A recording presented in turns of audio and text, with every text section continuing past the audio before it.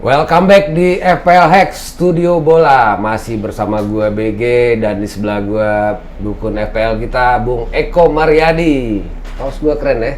Keren. Ini cuman top global doang. Kalau lo belum pernah ngerasain 100 besar dunia nggak bakal punya kaos ini. Terima kasih Om BJ ya. Oke, buat teman-teman semua yang udah subscribe, terima kasih yang udah subscribe karena pada kesempatan ini kita udah mencapai 1000 subscriber. Mudah-mudahan beberapa waktu ke depan segera mendapatkan silver button subscriber. Dari buat yang belum subscribe, tolong di subscribe, share juga ke teman-teman kalian yang penggiat FPL dimanapun mereka berada. Oke, kita akan bahas mengenai game week 6 dan 7. Mungkin kita akan rekap dulu apa yang terjadi di game week yang ke-6 kemarin setelah yang satu ini.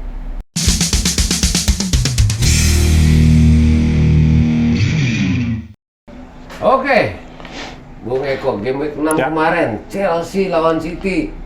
Chelsea kalah, Spurs kalah, MU kalah, Liverpool draw. Gimana nih minggu lalu? Siapa aja nih yang ke highlight yang menarik nih kemarin nih dari FPL nih? Poin rata-rata global sebenarnya lumayan kecil ya, dan karena mungkin ya faktor kapten ya, karena banyak yang ngaptenin Ronaldo. Ternyata Zong cuman poinnya 2 karena penalti terakhir tuh ternyata yang ngambil Fernandes bukan Ronaldo. Ya, itu mungkin jadi acuan juga ke depannya. Kemudian juga Spurs yang di luar dugaan juga dibantai sama Arsenal, itu juga jadi salah satu faktor. Yang kemarin yang menarik untuk kiper Jose Sa ya dari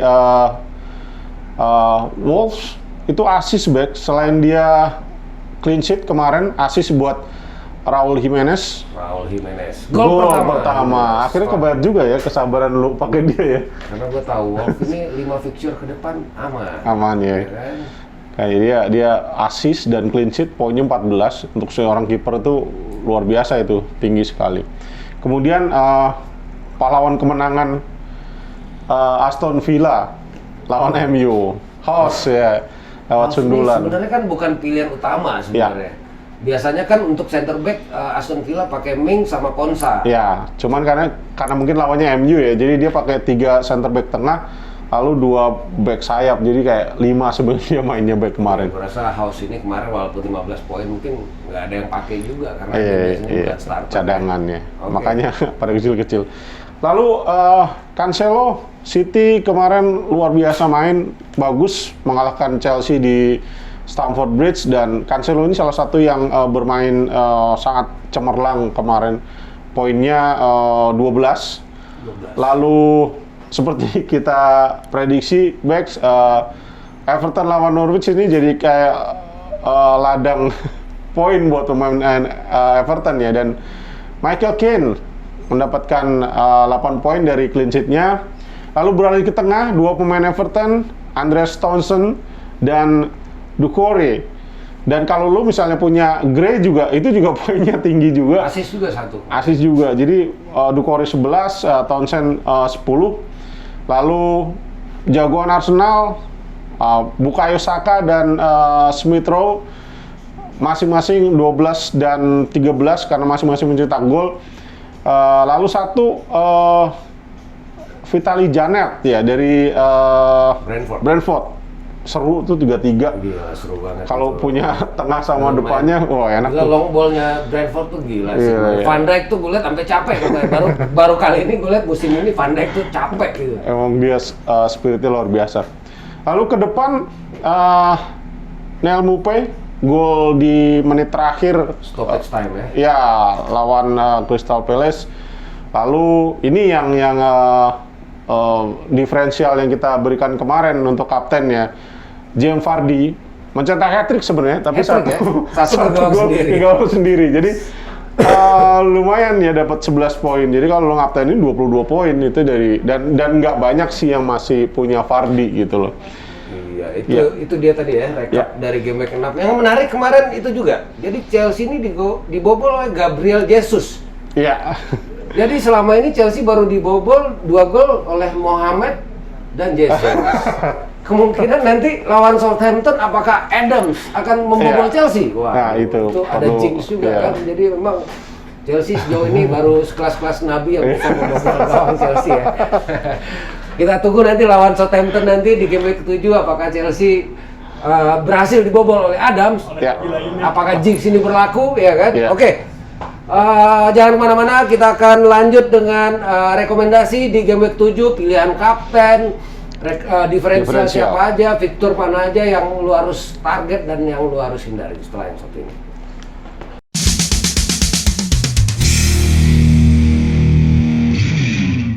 Oke, kita masuk ke nama-nama rekomendasi dari FPL Hack Studio Bola untuk game week yang ke-7. Silahkan Bung Eko. Oke, kali ini kita mulai dari kiper.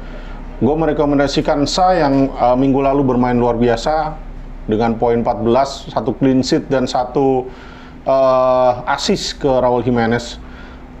Melihat lawannya Newcastle nggak terlalu bagus dan dia main di kandang, gue rasa masih ada peluang dia untuk clean sheet. Lalu yang kedua, Nick Pope dari Burnley. Seperti kita ketahui, lawan Norwich siapapun kayaknya itu kesempatan kita untuk poin, untuk tim itu poin. Dan gue rasa Burnley masih akan bisa clean sheet ya.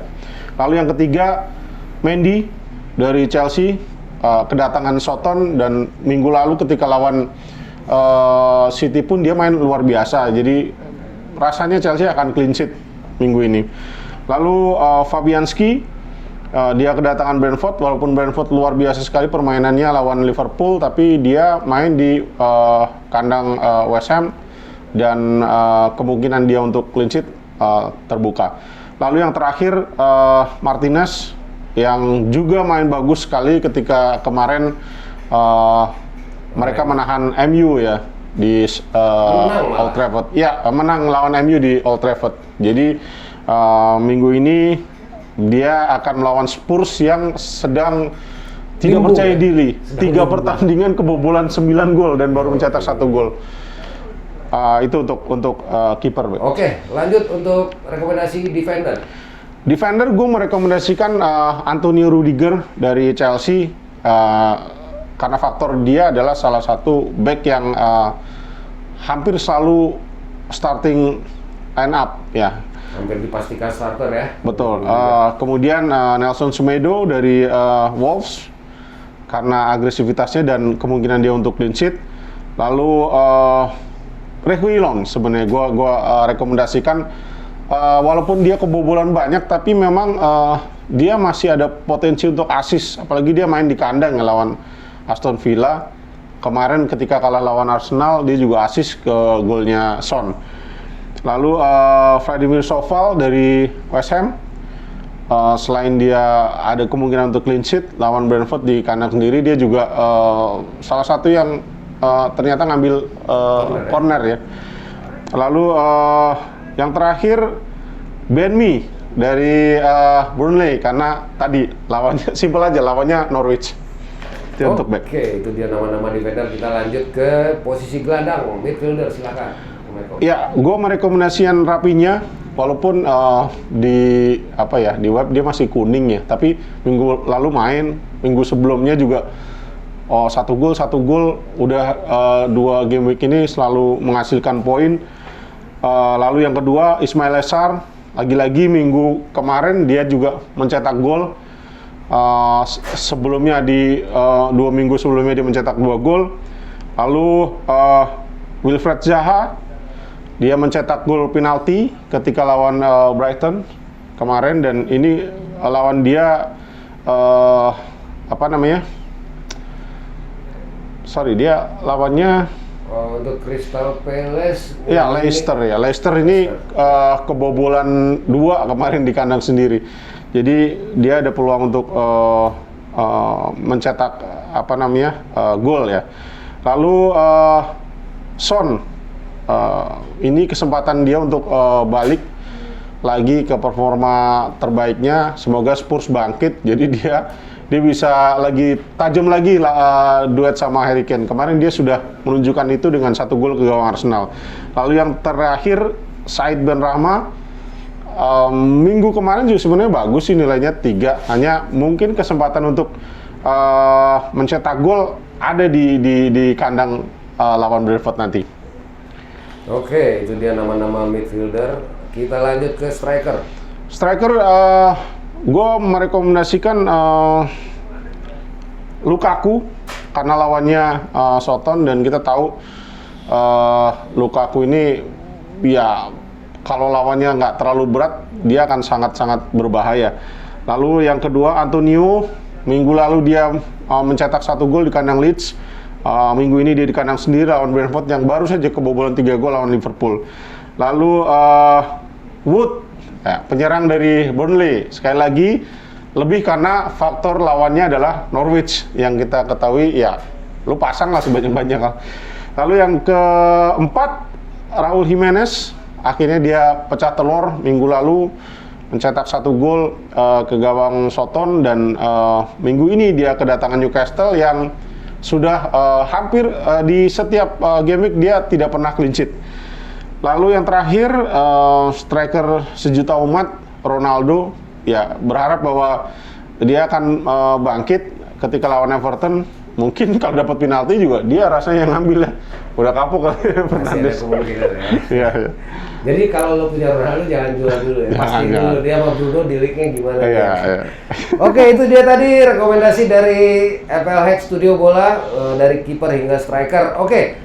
Kita masuk ke rekomendasi partai-partai mana aja yang harus dihindari dan partai-partai mana aja yang lo harus target untuk game week ke-7 ini.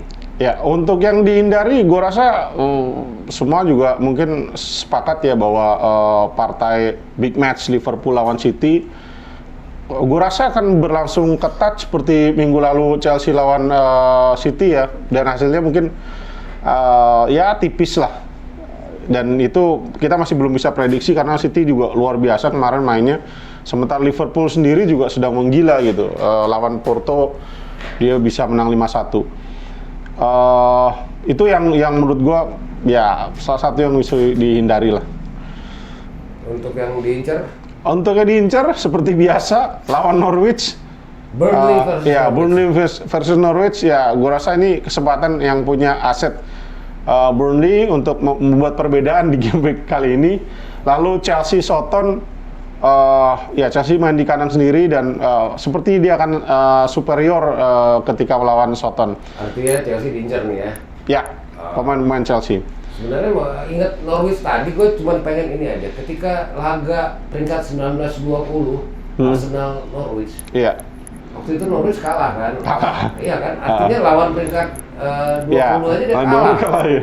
Apalagi lawan peringkat yang lain. Belum pernah menang. Ya, kalau berdasarkan itu sederhananya ya lugas aja, siapapun lawannya Norwich lugas deh itu ya kan. Oke, lanjut untuk rekomendasi pembeda nih, diferensial pemain-pemain siapa aja nih? Ya, gua tetap menganjurkan Zaha ya dari Crystal Palace. Leicester ini nggak begitu bagus defense-nya, dan Zaha selalu starter ya untuk yang pasangannya biasanya Benteke dan bergantian dengan penyerang baru Hudson-Odoi, tapi tetap Zaha dimainkan dan ternyata penalti juga dia yang ngambil.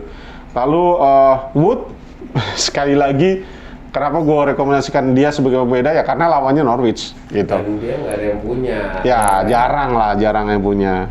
Lalu yang terakhir Jimenez, rasanya dia sudah kembali ya dengan golnya kemarin, dan kalau dilihat dia kemarin tuh banyak banget ancamannya ke gawang Soton. Jadi ya salah satu yang pembeda menurut gue. Ya, emang kalau striker tuh udah lama nggak golin, begitu pecah telur tuh secara kayak buka keran ya juga naik. Ya mudah-mudahan Jimenez makin gacor karena gue punya. Itu dia tadi. Oh oke. Satu lagi untuk rekomendasi kapten. Oke, minggu lalu gue merekomendasikan Vardy dan ternyata itu berhasil dengan 2 golnya. Lalu minggu ini gua merekomendasikan untuk kapten Lukaku karena lawannya Soton, dan gua rasa ini waktunya Lukaku untuk mencetak gol sebenarnya. Lalu Antonio Antonio bagaimanapun tetap Antonio gitu. Minggu lalu ketika lawan Leeds aja dia tetap masih bisa nggolin. Lalu minggu ini dia lawan Brentford di kandang. Jadi gue rasa itu salah satu pertimbangan untuk menempatkan dia sebagai kapten. Lalu yang terakhir Ronaldo. Ya mungkin ini mainstream ya, tapi ya memang ya Ronaldo ya tetap Ronaldo gitu. Walaupun ya mungkin minggu ini dia jelek, kita tahu lah kualitas dia. Siapa tahu minggu depan mungkin jadi ajang kebangkitan dia. Oke, itu dia tadi rekomendasi untuk kapten. Oke, ada beberapa gosip juga nih. Kabarnya kayak pemain sejuta umat, tren TAA ya, Trent Alexander-Arnold kemarin di Champions juga tidak main. Ya. Kabarnya juga kemungkinan juga nanti cedera. Lawan City masih belum turun. Jadi mau jual apa tahan? Masalahnya kalau gue sih Arnold, masalahnya bukan hanya minggu ini ya, masalahnya dia adalah dia nggak terlalu fit, kemudian minggu ini dia lawan City, dan perlu diketahui minggu depannya game week ke-9 berarti ya? Ke-8 Liverpool akan ketemu MU. Jadi saran gue sih ya jual dulu lah, nanti baru dibeli lagi setelah selesai lawan MU. Iya, itu keputusan dari tangan lo. Juga ada kabar juga Luke Shaw juga cedera, Maguire. MU lagi krisis kayak belakangan. Juga banyak yang cedera, Kante kena COVID dan lain-lain ya. Oke, kita akan kembali dengan starting line up dari FPL Hex Studio Bola setelah yang satu ini.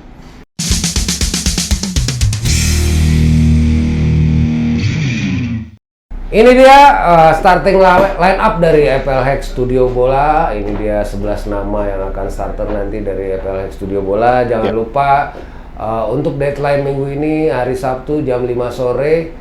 Jadi jangan sampai kelewatan. Kemudian juga saksikan juga nanti ada big match seru antara City lawan Liverpool di minggu ini. Jangan lupa, bagi teman-teman yang belum subscribe, silahkan subscribe. Buat yang udah subscribe, terima kasih banyak. Tolong like-nya. Jangan lupa juga, terakhirnya, siapa jagoan lo? Kolom komentar. Komen. Jadi kalau lo nggak sependapat sama kita, di situ tuh kesempatannya lo counter kita. Jadi menurut kita lo diferensial siapa? Jadi kita juga bisa diskusi biar lebih seru, hidup lagi. Iya. Oke, terima kasih. Kita ketemu lagi di game week yang ke-8. Ciao.